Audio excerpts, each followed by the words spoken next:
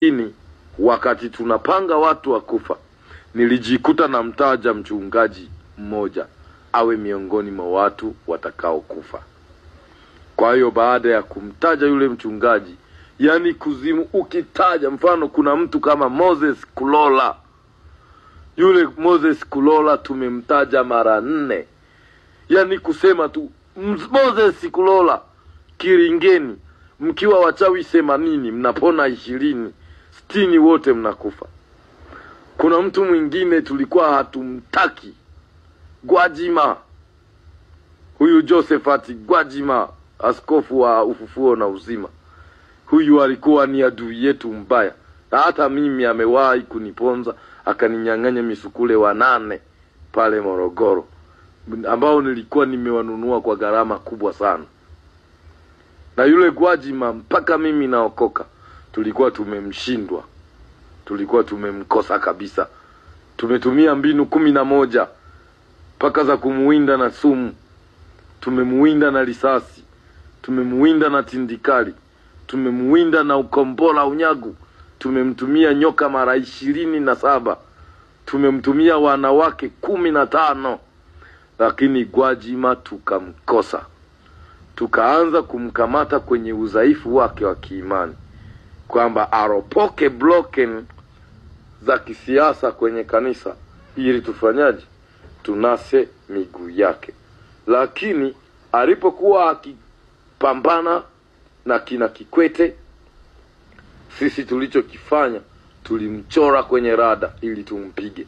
Kuna siku kidogo aanguke madhabahuni akiwa na kiongozi wake aliyekuwa dereva wa ndege yake, yule anaitwa Biagaze. Ile siku tulikuwa tumetuma maagenti 29 kanisani kwake, na alifanikiwa kutunyang'anya binti mmoja aliyekuwa mwanachama wetu wa Kiringe cha Tanga, Muheza. Na baada ya kutunyang'anya tukamseti rada ili tumuue kanisani. Kilichomsaidia Gwajima na kinachomsaidia Gwajima mpaka leo ni kanisa analochunga.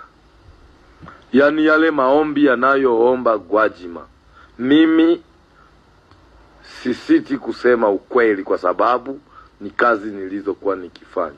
Yale maombi wanasema rudisha, njoo, piga, wapigwe. Yale maombi unakuta sasa mmoja anaenda huku, mwingine anaenda huku, mwingine anaenda huku, mwingine anaenda huku. Afu yeye Gwajima yuko kati, mara akimbie huku. Ukimseti kwenye rada, unamuona Gwajima huyu hapa. Ukianza kusuka risasi ambapo ungepiga, kuna vitu 5 vinatokea. Kitu cha kwanza, unaona ni mtoto wa kondoo yuko katikati ya damu. Sasa ukishaona ni mtoto wa kondoo yuko katikati ya damu, hupigi. Unakuwa ujitakie usalama kwanza wewe. Andaa madamu huko, chinja mbuzi, weka damu pembeni ili jini aje litakapokurudia lile kombora ujikinge, usife wewe. Kwa hiyo inabidi ustop. Sasa ukistop, ukimwangalia tena umeshajiandaa, unakuta ni mkuki wa moto unaokuja kukuangamiza wewe. Inabidi uswali kushindana na ukajifiche chooni huku duniani. Vyoo huwa ni milango ya kwanza ya kuzimu iliyo karibu na binadamu, na kila choo ina majini 5 mpaka 7. Kwa hiyo unapoingia kichwa mle chooni, unajichaji kwa kula yale mavi. Kile kinyesi kile ni chakula cha wachawi waliokuwa kwenye renki kama ya kwangu. Kwa hiyo Gwajima tukawa tukimwangalia akiwa mkuki vile, tunakimbia kujificha huku. Wakati mwingine sasa unaenda kumwangalia mara ya 3, unashangaa unamuona, ukipiga anadondoka, unafikiri ni yeye, unaenda kukuta sio yeye, ni mtoto wake. Yani ni katoto ambako ni katoto kamuumini wa mle kanisani. Sasa ukishaona amepigwa yuyo, huwezi kukubali afe. Maana akifa adhabu yake utalazimika wewe uue mwanao au ndugu yako wa damu akalipie ile kafara. Kwa hiyo inabidi ile kombola ufanye iwezekanavyo uliondoe. Ndio pale Gwajima kawa anapata CV akimuombea anakuta tumeshaondoa kombora, mtu aliyekufa anafufuka. Kwa hiyo tukaona anaendelea kupanda chati sana Gwajima kuliko sisi, ndio tukamwinda sana, ndio mpaka tunampiga tindikali. Lengo ni yafe, kwa sababu alikuwa mharibifu sana wa kuzimu. Kuna siku moja akamtukana askofu wa kanisa Katoliki Pengo. Lile tusi ndio ikasukwa hati ya mashtaka kumnasa Gwajima. Lakini ile hati ya mashtaka kilichomsaidia tena ni kanisa. Na kitu kingine kinachomlinda Gwajima mpaka leo ni mtu anayesema sana siri za kuzimu. Na siri ya kuzimu na kanuni yake ni kwamba unapokuwa unafichua siri ya kuzimu sana, unakuwa unatengeneza mambo mawili. Kama una nguvu inayokusaidia ya upande wa pili tofauti na kuzimu, lazima hiyo siku ufe.